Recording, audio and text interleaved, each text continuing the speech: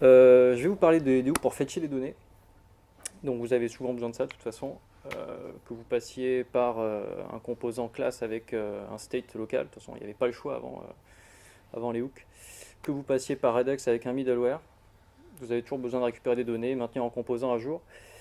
Moi, je voulais vous montrer comment on fait pour se débarrasser du class component et utiliser un functional component avec un state local. Ce qui est possible maintenant depuis les hooks, évidemment, parce qu'on ne pouvait pas le faire avant. Euh, donc là, j'ai créé juste une petite application toute simple où je me suis branché sur une API qui s'appelle Open Weather Map qui permet de nous renvoyer les prévisions météo à 5 jours d'une ville en particulier. Donc là, je trouve que c'est Toulouse. Ici, un petit date picker pour choisir. Bon, on voit rien du tout, mais par exemple, je pourrais choisir un peu plus loin et ça reste ça. Donc, vu que c'est à 5 jours, eh ben, forcément, j'ai moins de prévisions. Et à côté, ici, un petit toggle pour afficher, pour monter ou démonter le composant, ce qui va nous permettre de voir plus tard que quand on a une requête qui est en cours et qu'on est en train de démonter le composant, eh ben, des fois, on se retrouve dans des cas un peu tordus où ça va set state sur un composant qui est démonté et c'est un peu embêtant. Donc je vais vous montrer un peu comment on peut traiter tout ça, comment on peut faire du polling, comment on peut faire pour annuler les requêtes avec le abort controller si vous l'avez déjà utilisé. Donc voilà, donc un cas simple. Donc mon application, je vais la présenter vite fait. Ici, on voit pas. Si, oui, ça va vaguement à peu près. Ouais. Donc une application qui utilise déjà des hooks ici pour le composant de base qui sont à gauche. Donc pour la ville, la date actuelle, savoir si oui ou non j'ai cliqué là-dessus. Donc mon date picker qui est ici, un petit text field ici pour la ville, mon switch ici, et enfin si j'ai cliqué sur visible, évidemment je vais monter mon composant ou le démonter s'il n'est pas visible. Donc mon composant weather il va prendre deux choses en entrée, la ville et la date. Ici tout simple, donc à l'ancienne on avait un class component qui prenait en entrée une liste de propriétés. Bon, il y a du TypeScript aussi parce que c'est cool d'en faire maintenant. Et un state, le state local de mon composant que j'ai défini dans mon constructeur ici. Donc mon composant weather qui est à droite, il va avoir les données récupérées d'Open Weather Map, le loading state, donc savoir s'il est en train ou pas de récupérer des données, et éventuellement si des erreurs se passent à ce niveau-là. Donc à l'ancienne sur React, on avait deux méthodes, enfin plusieurs méthodes de cycle de vie, mais entre autres sur le did mount et le did update, on pouvait, par exemple, si j'ai une ville et une date, faire une requête pour récupérer les données, et si la ville ou la date change, je refais la requête pour récupérer les nouvelles données à jour. Lorsque je fais la requête à ce niveau-là, je vais juste indiquer à mon composant que je suis en train de charger, je réinitialise les erreurs éventuelles. Ici, pour récupérer les données, j'ai utilisé Fetch. Bon, vous utilisez Fetch, Axios, du GraphQL, ce que vous voulez, peu importe. Ça marche, ça va marcher pareil. Donc sur le fetch, sur le résultat sur l'appel, donc là c'est juste un get classique. Je vais appeler Open Weather Map. Je vais lui passer ici la ville qui m'intéresse. Sur la réponse, je vais récupérer le JSON ici. C'était les données dans le state ici, annuler le loader, et en cas d'erreur, récupérer les erreurs, annuler le loader, etc. Sur le render de mon composant, je récupère les props qui ont été mises à jour dans le state, la date qui est passée, des propriétés. Si j'ai une erreur, j'affiche l'erreur, je traite les données à ce niveau-là, et ensuite, bon voilà, c'est l'affichage de mon composant, ça ne nous intéresse pas plus que ça. Voilà, donc je vais vous montrer vite fait comment passer du class component au functional component qui utilise des hooks. Vous l'avez déjà fait peut-être, vous utilisez un peu les hooks aujourd'hui pour faire ça. Donc la première chose à faire, ça va être de faire ça comme ça. C'est que tac, tac. Donc mon composant weather il va prendre deux choses en entrée, donc toujours city et date ici. J'ai plus besoin de cette partie là. Vu que j'utilise TypeScript, c'est cool. Je vais pouvoir indiquer que ça, ce sont les mêmes propriétés à ce niveau là. Ça, j'en ai plus besoin. Bon, maintenant c'est tout rouge, c'est normal. Donc Le this-state, il y a deux façons, enfin, il y aurait deux façons, enfin, trois façons même de s'en servir, parce qu'on ne nous a pas présenté le use reducer, mais je ne vais pas m'étendre sur le sujet, peut-être Benjamin le fera après. Donc là, on pourrait avoir un state simple et d'avoir un, pardon, je m'embrouille. Je pourrais très bien avoir quelque chose comme ça. State, set state. On pourrait réimplémenter un peu le state à l'ancienne. New state. Et là, je pourrais lui dire que c'est un state. Hop, je l'ai viré. Tout va bien. Et là, repasser mon objet déconstruit, donc data, loading et false. Et du coup, sur le set state, mettre à jour que les infos qui m'intéressent. Bon, là, j'ai essayé de simplifier au maximum, donc je vais faire trois states différents. Et on verra comment le changer à la fin. Donc, par exemple, ici, donc là, j'ai data, set data, qui est un use state qui prend un nul en entrée. Donc là, je suis en train de remplacer le constructeur pour l'instant. J'aurais pas dû remplacer le use state comme ça. Donc lui c'est, donc j'ai ça ici, nul.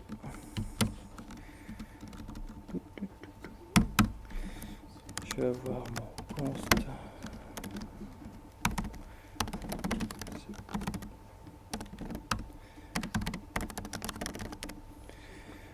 false. Donc là TypeScript arrive à s'en sortir. Et il va me manquer le fetch. Error, set, fetch, error, qui est un use state aussi. Donc, qui peut être soit, je sais plus si soit nul, soit une erreur par exemple, comme ça. Ah, pardon, excusez. C'est plus visible. Et qui par défaut est un nul. Donc là, ça m'a permis de virer et de réécrire mon constructeur tout simplement. On a vu que les méthodes de cycle de vie sont remplacées maintenant par le useEffect. Donc il suffit juste de remplacer à ce niveau-là la méthode qui est ici. Donc si j'ai city date, je peux aller, hop, ok, qu'est-ce qui se passe? Récupérer ça. Je peux faire mon do request. Il faut que je réimplémente. En dépendance, on a vu qu'il fallait passer les paramètres qu'on utilise à l'intérieur du useEffect pour qu'ils se rendent. Donc c'est l'équivalent du did_update qui est ici. Si la ville ou la date change, je vais refaire un appel à doRequest à ce niveau-là.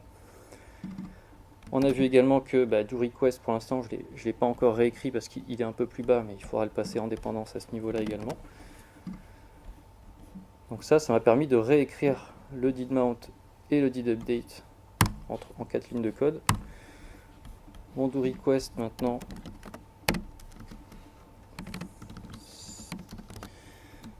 donc j'en fais un useCallback.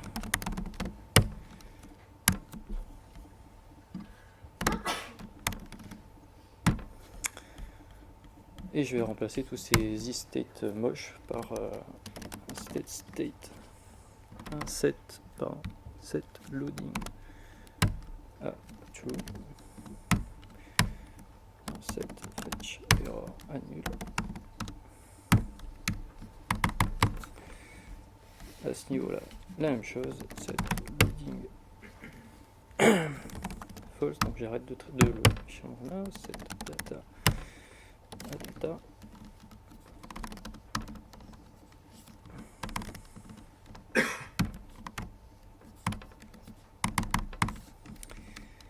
Et également ici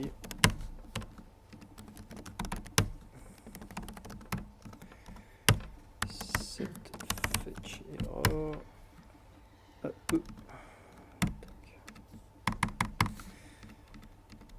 et ici en entrée je dois avoir encore qui se balade par là la ville, voilà, qui est un paramètre évidemment ici. Tac. Tout ça, il faut que je le déclare avant mon useEffect parce qu'il se sert de la dépendance à ce niveau-là.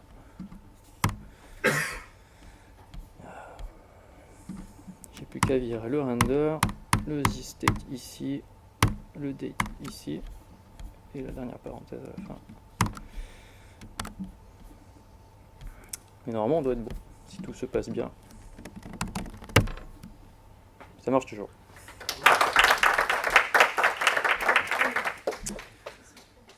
Suspense. Voilà, donc c'est quand même beaucoup plus concis qu'avoir mon state, mon class component avec mes trois méthodes en entrée. On voit que là, l'intérêt de ce qu'a dit Adrien Jean tout à l'heure, c'est que la partie métier de mon composant, elle se retrouve finalement en tête de mon composant, et la partie affichage des informations rendues, elle est vraiment à la fin. Donc ce serait intéressant d'extraire cette partie métier pour pouvoir la rendre factorisable, réutilisable. Et donc toute cette partie-là contenant le useEffect, le fetch et les données dont j'ai besoin, je pourrais les sortir et les mettre dans un useWeather.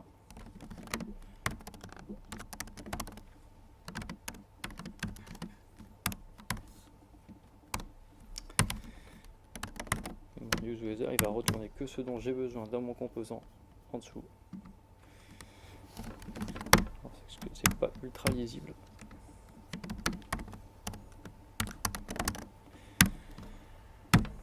Voilà. Ici, lui, il a besoin de... Où est-ce que je suis? Je suis là. Il faut que je lui passe en paramètre la ville et la date. Hop là. Donc ici, je vais avoir city.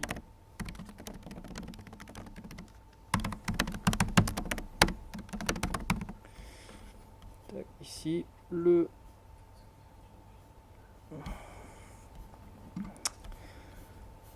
où est-ce que j'en suis? Ouais, data, loading, fetch error, et il va manquer le dory. Non. Il va me manquer quelque chose. Un truc qui se balade par là. Non, ça doit être ça. Non, on est bon. Je crois qu'on est bon là. J'ai juste besoin de récupérer ça. Donc là, on a extrait juste la partie logique de mon composant. Ça marche toujours, a priori. Voilà. Et si on veut pousser encore le bouchon un petit peu plus loin, on se rend compte qu'on peut encore extraire du métier. Et donc toute la partie vraiment fetch de données. Donc là, on peut encore sortir ça dans un useFetch par exemple. Comprenez l'intérêt de la composition.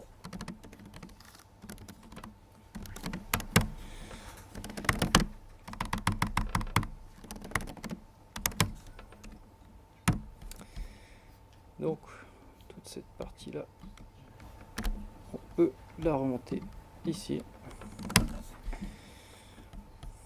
Mon useFetch, il va prendre en paramètre une URL.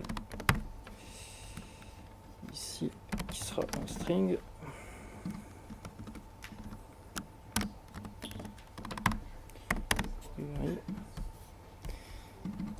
Donc la dépendance a changé évidemment ici.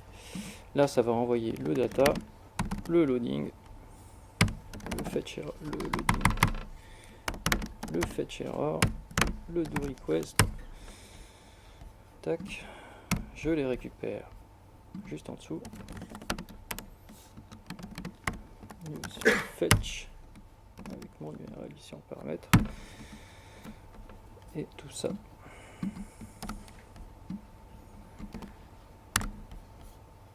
Normalement ça marche toujours. C'est bon? A priori. Voilà, donc là vraiment c'était pour extraire la partie qui fetch les données vraiment à part, et du coup évidemment ce useFetch, l'idée c'est de le factoriser, de le sortir, de le rendre réutilisable partout dans l'application. Voilà, donc l'inconvénient du fait de récupérer juste ce do request comme ça là et de le trigger ici dans le useEffect unique. En fait ce qui va se passer c'est que dès que la ville ou la date vont changer, je vais faire un nouvel appel. Mon do request ne changera pas à ce niveau-là parce que c'est un use callback et que l'URL ne change pas parce qu'elle dépend de la ville. Donc au final, c'est uniquement quand city ou date vont changer que je vais refaire mon appel. L'inconvénient de ça, c'est que, je disais tout à l'heure, si on est en train de fetcher, donc par exemple on est au fin fond de la pampa et qu'on a une connexion pas terrible, donc je fais ma requête et à ce moment-là, normalement ça fait, on le voit pas, mais je vais me manger cette erreur-là. Quand je suis en train de faire un set state sur un composant qui a été démonté parce que je l'ai caché, et c'est à ce niveau-là que ça va faire le set loading alors que mon composant est plus monté, au moment où je récupère ma requête du fetch. Donc pour éviter ce problème, il faudrait savoir que mon composant a été démonté dans mon useFetch. Et là, je ne le sais pas parce que en fait, j'ai pas cette notion. Je ne suis pas dans un useEffect. Comme on l'a dit tout à l'heure, dans le useEffect, il y a une fonction. On peut renvoyer une fonction de cleanup à la fin pour savoir si notre composant a été démonté. Et dans cette fonction de cleanup, je pourrais soit changer un booléen, soit annuler ma requête. Ça, je vais y venir après. Donc par exemple ici, cette partie-là donc qui fonctionne, je vais plutôt utiliser un use, parce que là c'est un peu long à coder, donc je vais utiliser un use fetch. Voilà, un truc assez simple. C'est assez explicite. Donc normalement, pareil, si je refais une requête à ce niveau-là, s'il a bien re-rendu, il est un peu lent parce que voilà. Donc j'appelle mon render ici et normalement j'ai plus d'erreur ici. Alors je vais vous montrer comment faire ça. Donc là la requête est bien, on voit pas mais ça c'est bien terminé, je vous mens pas. Donc l'implémentation est un peu différente à ce niveau-là. C'est un peu tricky. Je suis allé déclarer une variable dans un set state pareil, qui me dit si oui ou non je dois faire un appel faire un fetch. Et le do request que j'utilisais tout à l'heure pour dire j'ai envie de faire un appel, je veux juste changer cette variable, d'accord, qui est initialisée à false. Donc par défaut, je ne vais pas aller fetcher les données. Et quand je vais cliquer sur do request, je vais aller toggle ce show fetch pour dire j'ai envie de fetcher. Cette variable-là, je la passe dans mon useEffect en dépendance ici. Donc du coup, vu que c'est une dépendance qui a été mise à jour, il va réexécuter le useEffect. Dans mon useEffect, par défaut, je définis une variable pour dire ça, tout fonctionne bien. Donc pour l'instant, j'ai pas annulé ma requête. Je fais exactement la même chose que tout à l'heure. Par contre, sur la fonction, comme je disais, on a une méthode de cleanup qui est à la fin, dans laquelle je peux changer ma variable pour dire attention, j'ai annulé ma requête. Et du coup, ce did cancel là, je m'en sers au-dessus, là où je fais des set data pour vérifier si oui ou non mon composant a été démonté, et auquel cas je ne vais pas faire les set state à ce niveau-là, et donc je vais éviter l'erreur que je vous avais vue tout à l'heure. Je ne sais pas si c'est assez parlant, c'est un peu... voilà. Ok. Donc c'est déjà mieux, mais on peut faire encore mieux. C'est dommage qu'on voit pas si les requêtes sont annulées ou pas. Là. Pourquoi on voit rien là-dedans? Ah, elles sont juste en dessous, d'accord. Donc là, on pourrait utiliser un autre truc. Ce serait avec le fameux board controller. Donc petit copyright à Antoine sur le sujet. Donc là, c'est un petit peu différent. J'ai plus de variables did cancel qui se baladent dans mon useEffect. J'ai un truc qui s'appelle board controller, qui est un objet qui est défini dans à peu près tout sauf Internet Explorer, évidemment. Donc ce board controller, on peut le récupérer. Ce board controller, il nous permet de récupérer un objet signal via cette méthode. Donc on vérifie évidemment que ça existe avant de s'en servir. Et cet objet signal, on pourra le passer en paramètre d'initialisation de mon fetch. Et en fait, l'intérêt de ce signal, c'est de dire quand je démonte mon composant, tu vas annuler la requête en cours. Donc ça va éviter évidemment de re-rentrer dans les set state, puisque la requête à ce niveau-là va se faire annuler. Donc de la même manière que tout à l'heure, si je fetch ici, ma requête est immédiatement annulée. Donc du coup, pas de set state sur un composant démonté. Là, je peux m'amuser. Pas de souci. Après, donc voilà, c'est quand même pas mal. Et vu que je suis joueur, j'aime bien les trucs un peu plus compliqués. Donc, dans mon Weather ici, je vais faire encore la même chose, mais avec du polling cette fois, parce que j'ai envie d'avoir un truc synchronisé, un composant synchronisé. Hop. Donc je vous laisserai les sources hein, je vous mettrai les sources sur le meetup de Rack pour que vous puissiez regarder un peu comment c'est fait. Donc là, bon, il n'y a pas spécialement besoin d'être super lent. Hop. Donc ça fetch, et normalement ça devrait fetcher toutes les 5 secondes, a priori. Donc là c'est tout bête en fait, hein, on va juste rajouter une nouvelle variable intervalle dans mon useEffect. Cette variable intervalle, en fait, je vais appeler ma requête initialement, et en fait je vais créer juste un set intervalle avec l'appel de mon polling pour que ça appelle toutes les 5 secondes. Et évidemment à la fin il ne faut pas oublier de faire un clear timeout du set intervalle quand on démonte le composant. Sinon ça va faire des choses un peu bizarres. Voilà pour cette implémentation du fetch. Est-ce que vous avez des questions sur le sujet? Non? Je vous ai un peu trop embrouillé l'esprit, ça va? Ce qui arrive est pire, donc